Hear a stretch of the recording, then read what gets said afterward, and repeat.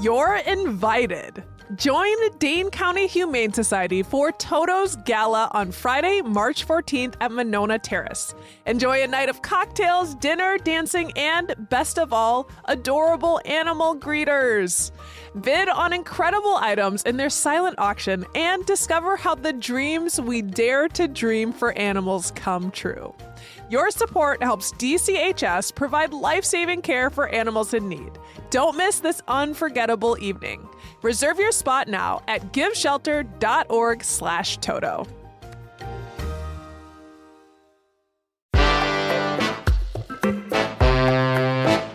Today on City Cast Madison. It's time for our monthly guide. March is marching in, and we want you to have a map for how to live your best life in Madison this coming month. The gang, me, executive producer Hayley Sperling, and newsletter editor Rob Thomas are here with our top picks for things to do, see, and eat in the month of March. Let's roll. It's Thursday, February 27th. I'm Bianca Martin, and here's what Madison's talking about.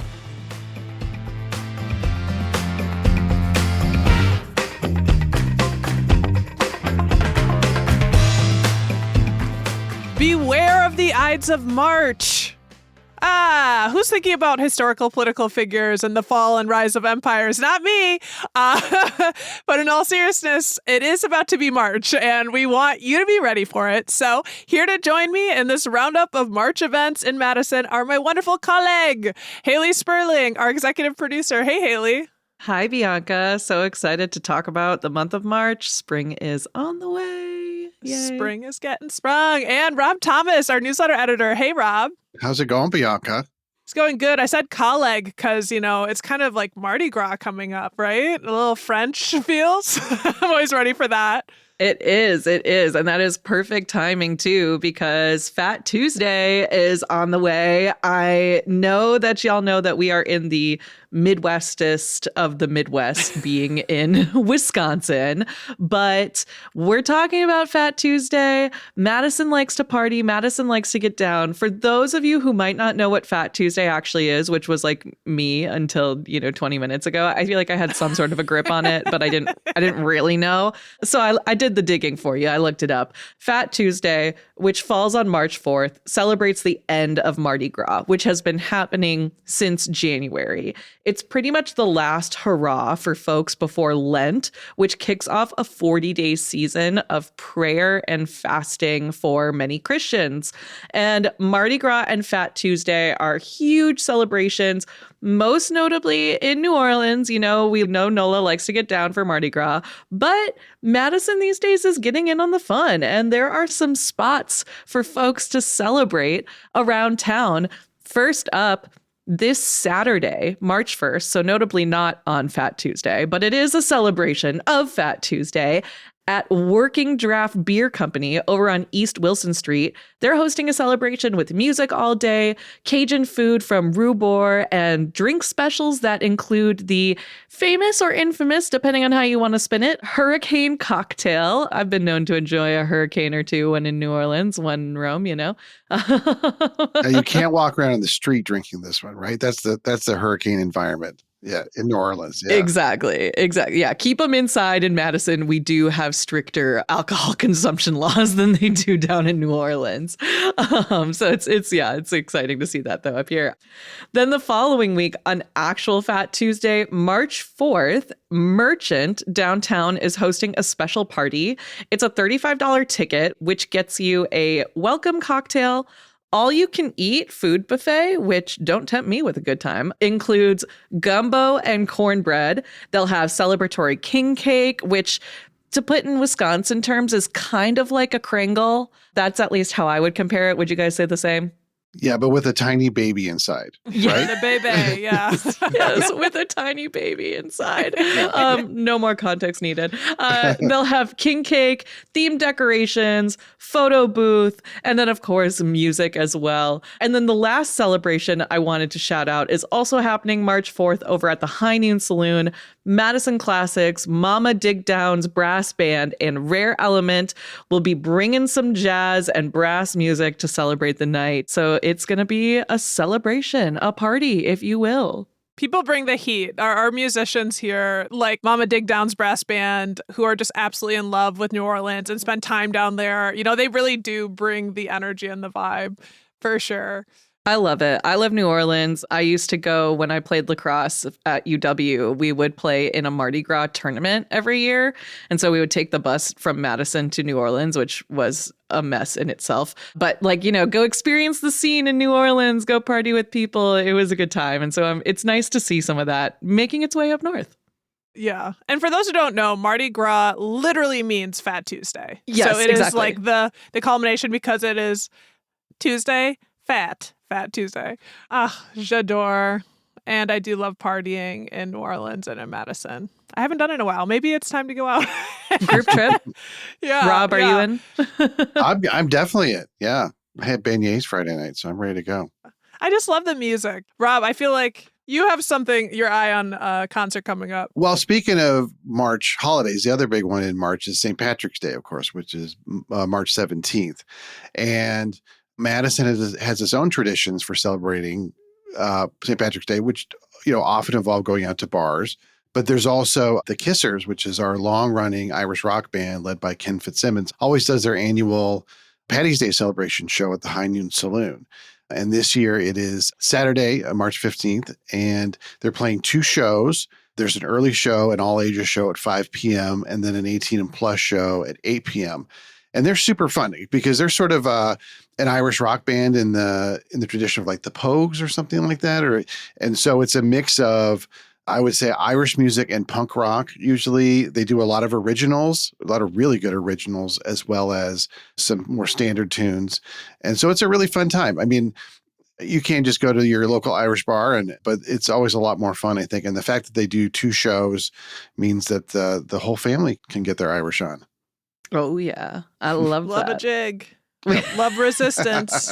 We love a jig. We love a jig. I think it's also like perfect timing, but I saw the Dropkick Murphys are also coming to the Sylvie on March 1st. So within that sort of same vein. It is sold out. It is sold out already. But you might get tickets at the door.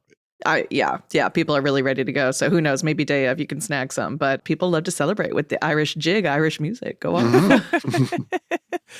So moving from music of the people to music of the forest. I love it. It's the time where like we start thinking about spring. All of the plants are talking to each other, like birds, everything's happening. And so this time of year, the thing that I'm bringing forward for the to-do is on March 4th through 6th, next week, the Aldo Leopold Center is doing its yearly Leopold Week, where they organize a speaker series that align with our famous conservationist Aldo Leopold's famous land ethic, that humans have a moral responsibility to the natural world. We are part of a larger ecological community. And I don't know, they always get really great authors, and this year is no different. They've got 3 wonderful women authors on March 4th, Margaret Renkel, author of The Comfort of Crows, A Backyard Year.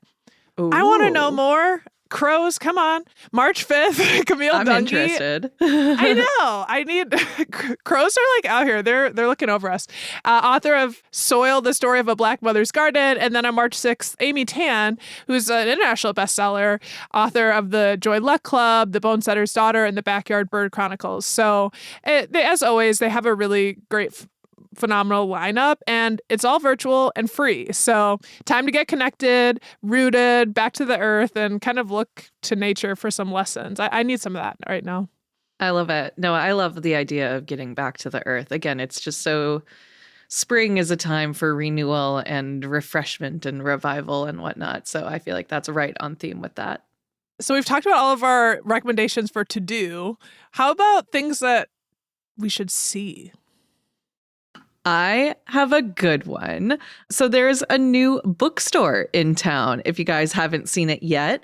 It's a mother and daughter duo that have opened up Ink and Ivy bookstore over at 2134 Regent Street, which is right next to the Regent Market Co-op. The space used to be home to a pottery studio, but the bookstore opened back in February. And according to reporting from the State Journal's Barry Adams, this whole endeavor is really sort of a second chapter, if you will, for the pair. The mother, Shannon, she was looking for a new adventure in life after dealing with multiple years and multiple rounds for treatments of cancer. And her daughter, Eden, was also looking for something new after working in a hospital trauma center, which I can't even imagine the literal trauma that the folks who work in those spaces endure on a day-to-day basis. So thank you for your service, but also I understand wanting to take a break from it. So enter Ink and Ivy. The new store, in addition to books, also sells locally made gifts like jewelry, candles, skincare products, chocolate from Madison Chocolate Co., aka all of the good things in life. I love me a little bookstore that also sells tchotchkes. It's my favorite thing. It scratches a very deep itch in my brain. So far, business has been going well. They already have a couple of book clubs going, and the neighborhood has been super supportive, which is really amazing to see. We did that episode last year about the revitalization of the Regent Street area with Sam Brown, who owns, many local neighborhood businesses like Leopold's, Fabiola's, and now the Greenbush Bar. And I feel like it's just really encouraging to me to see new small businesses open up in spots all over the city. It's not just concentrated downtown, and to see the community really embrace it. And I'm excited for that area to have a new bookstore because they deserve it. And it's awesome, again, to see folks rallying together. There's been a lot of bookstore news, I feel like, over the past couple of years in Madison. Paul's bookstore closed for good recently, and they had been a fixture of downtown for decades, 70 years. And Room of One's Own, within the past couple of years, relocated from downtown to the east side. There's now Lake City Books. There's so much going on. But one thing that they noted in the State Journal article was this is an exciting time for local bookstores. None of them see any of that change as competition. They all see themselves on the same team as each other. And the real competition is with massive conglomerates and online retailers who shall not be named, if you know what I'm talking about. So, shout out to Ink and Ivy. I'm excited to browse the store and see some books. Yeah, and shout out to Madison readers for supporting these local bookstores, because they were supposed to be wiped out by they who should not be named 10 or 15 years ago, and they're still going strong, and each one seems to find its own niche, kind of reflecting the owners and kind of their mission. It's great news. I love the name too. We're talking about plants, and we transitioned from one taking an ivy vine over to ivy and ink, and growing strong. You can't stop out the power of local bookstores, and Madison loves to read. We're a very literary city. Perhaps that's all the academics that are in town. But, people love a book. It's a part of it. I remember I was staying in Baraboo, and I got tickets to see Dave Sedaris. Is that his name? What's his name? David. Yeah. David. You call him Dave. You call him Dave. Yeah, I don't know. I'm why am I I think he's Dave. We're on. Just headed to Madison to see Dave Sedaris, and I was delighted and also a little surprised. I don't know why. The amount of cars coming into Madison, I'd never seen so much influx of people. And just I waited in line to get into a parking garage for a good 10 minutes. I was Madison's a literary city for sure. We're also a film town, at least certainly around this time of year. My to see is more like a recommendation for a prepare to see. Want to shout out that the Wisconsin Film Festival is coming up at the beginning of April. Hey, aren't we in the March guide? Yes, but a couple of important things happen in March for the fest, including tickets going live. So tickets go on sale for the fest to the public on Saturday, March 8th at noon. So that's coming up. And the festival also puts on an event called First Look at at the Fest for the true film devotees. That's on March 5th at Flicks Brewhouse. And that's an event for those who really want an exclusive first look at what's in the year's lineup. Programmers give some background on the movie selections. There's food. And folks who pay to, attend this event get first access to buying tickets. And certain screenings do sell out. So that's just kind of like a perk if you do go to that event. For newcomers, this Wisconsin festival, it ain't just any film fest.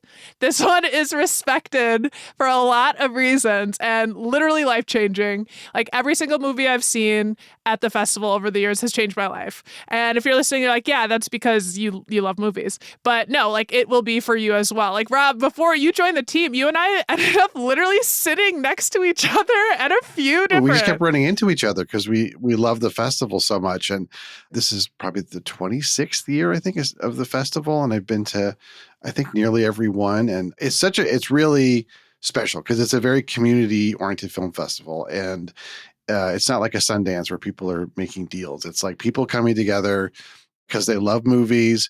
Wisconsin filmmakers love it. Indie filmmakers will come back because they love the level of support they get from the audiences. And plus, there's like just all kinds of movies from like, brand new potential Oscar contenders for next year to classic restorations of films to short films if you've got a short attention span. It's really great. It's sponsored by the university, by the Comm Arts department, and it's a really special thing. Bianca and I are hardcore, but I think, if you want to go and sample 2 or 3, it's really well worth your time. Yeah. And we don't really need to convince folks listening because I think I saw around like 30,000 people go to this yearly. Yeah. Oh but we God. want you to know, y'all listening, like this is the thing. And there are a ton of quality movies. So they actually give you a month with a guide. Their guide gets published by Isthmus, and you want to just go pick one up and you can peruse it, make your picks. Obviously, you can look online. And also our team is going to go to this first look event. So if you're one of those folks, we're hoping to find you and ask you what you're most looking forward to.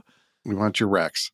So we'll give more details closer to, but flagging that early. And we're having fun talking about our March guide. We've got more guide to get to, but before we do that, let's take a quick break.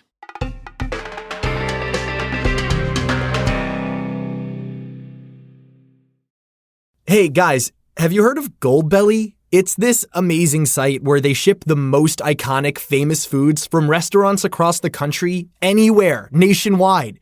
I've never found a more perfect gift than food. They ship Chicago deep dish pizza, New York bagels, Maine lobster rolls, and even Ina Garten's famous cakes. So if you're looking for a gift for the food lover in your life, head to goldbelly.com and get 20% off your first order with promo code GIFT. This episode is brought to you by Progressive Insurance. Do you ever find yourself playing the budgeting game? Well, with the Name Your Price tool from Progressive, you can find options that fit your budget and potentially lower your bills. Try it at Progressive.com. Progressive Casualty Insurance Company and Affiliates. Price and coverage match limited by state law. Not available in all states. All right, we're back. There's more to see. My contribution to C is sort of a half C, half do. It's sort of a concept, which is that the last week in March is when the UW students go out on spring break. And I've decided, like, why should they have all the fun? So I'm proposing that the townies have a spring break staycation while they're gone. Yes. So, things will be less crowded downtown. We go downtown, maybe go to Whiskey Jack's and take some shots. Maybe, we go, walk by the lake, pretend it's a beach at Cancun or something like that. We get some Mexican food. I want to embrace that week because the city is a little less crowded. It's still, kind of that winter spring hybrid. I think we need to lean into it and really have our own kind of spring break back here in Wisconsin. See the city without the students. Exactly. Yeah. Does Whiskey Jack's have a mechanical bull?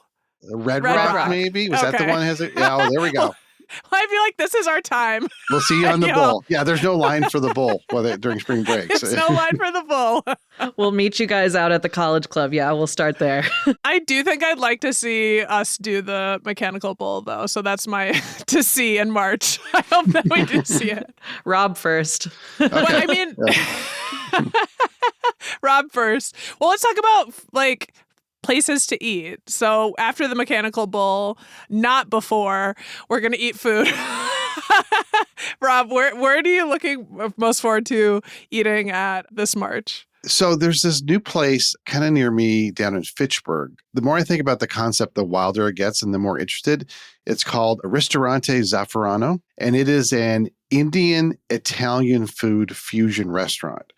And like nobody I've talked to said, oh, that sounds like a great idea. But it sounds interesting. I mean, I like Indian food. I like Italian food. And like the more you look at the menu, it's like they're going hard on this concept. There's butter chicken pizza.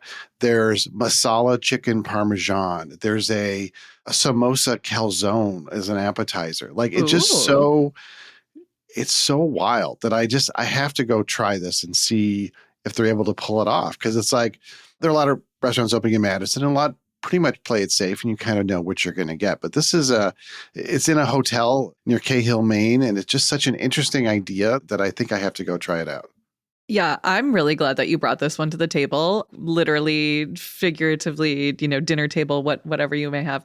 Because yeah, like you said, it's such an interesting combo. I love these two things separately. Right. Will I love them together? I don't know. But when I saw this place come up, I think, it was reporting in the State Journal that brought this place to my attention. I sent it to my boyfriend and I was like, I want to go here. I want to see what it's all about because it sounds wild. And like you mentioned, there's some cool things on the menu. That samosa calzone sounds really good. They also have paneer caprese skewers. Paneer is an Indian cheese. Right. It sounds interesting. It sounds interesting. Yeah, I'm rooting for him. Yeah.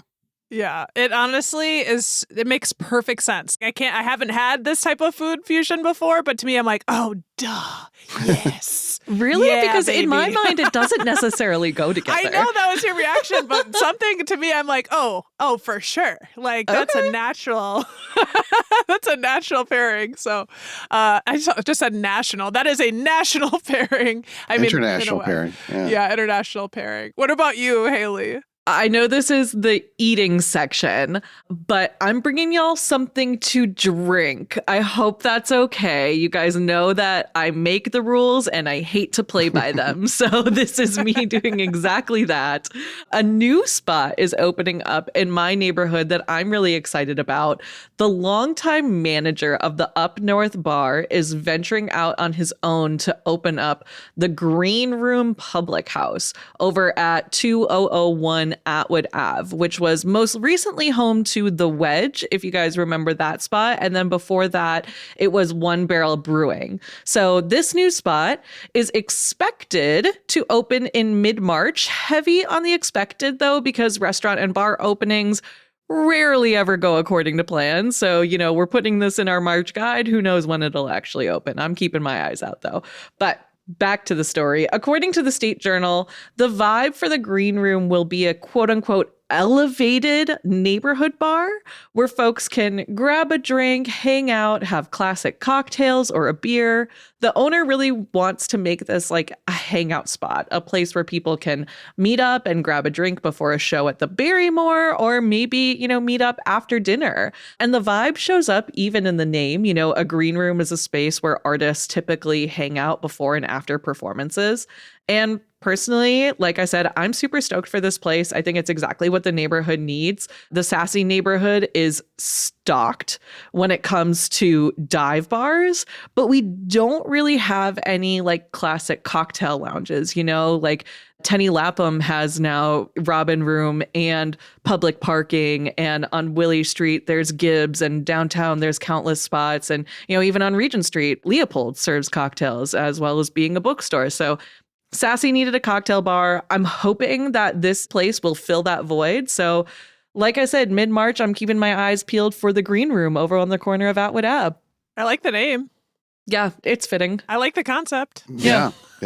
They want to make the space like more loungy. I read that they're like going to bring in some couches and stuff, which I think definitely does make a difference. I think right now it's mostly just like bar seating and a couple of tables. I know they said they were also planning on bringing in some high tops. So should be a cool spot. We'll see how it goes.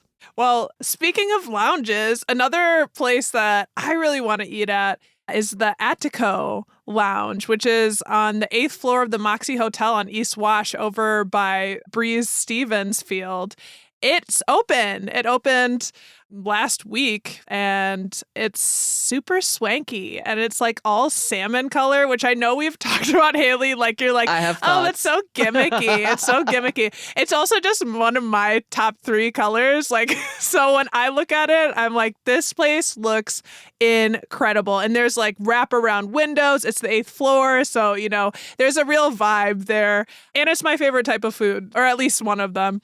Looking at the menu, like it's a lot of ceviches and fish, and I think I saw a lobster enchilada, which looks fun.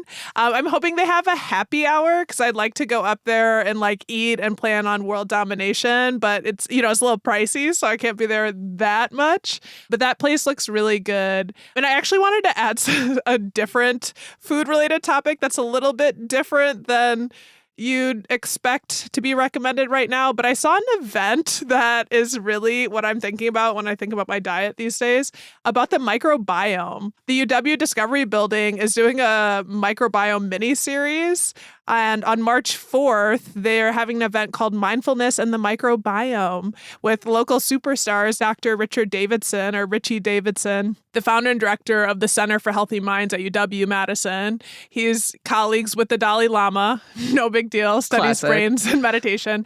And a second guest, the director of the Wisconsin Institute for Discovery at UW-Madison, Dr. Joe Handelsman, who's also a Howard Hughes Medical Institute professor. So why am I bringing this up at all? I've just been thinking about my gut bacteria a lot these days, trying to eat more fermented foods. And funny enough, also thinking about eating and mindfulness, because Americans, man, we stay multitasking and eating while we're multitasking. I wrote my notes while I was eating, and it really impacts actually how you digest. So I don't know. I've been thinking about that a lot, and we have trillions of microorganisms on us, like more than we have human cells, which I just think is so fascinating. And yeah, that should be an interesting event. So I'm trying to eat at Attico and think about my eating at Attico. I love that. I mean, I love the idea of a happy hour at the rooftop too, because, you know, like you mentioned, things might get a little pricey. It reminds me sort of like our Madison's pretty much only other rooftop spot, Vino, which is also located in a hotel. And when you're in the hotel, the prices are always going to be higher. So going and taking advantages of those happy hours is the way that us locals get to treat ourselves. So please have a happy hour. Please. That's part of being mindful, right? Yes.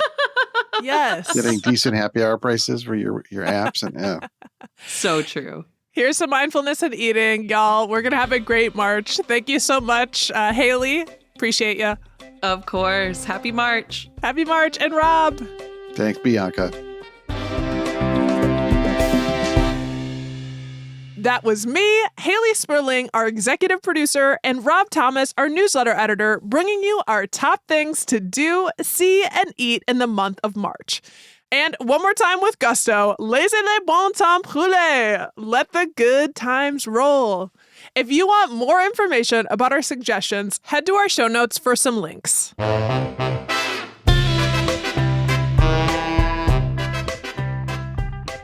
That's all for today. Here on City Cast Madison, I'm Bianca Martin, your host. If you enjoyed the show, why not share this episode with a book lover? All right, we'll be back tomorrow morning with more stories from around the city. Until then, long live our local bookstores.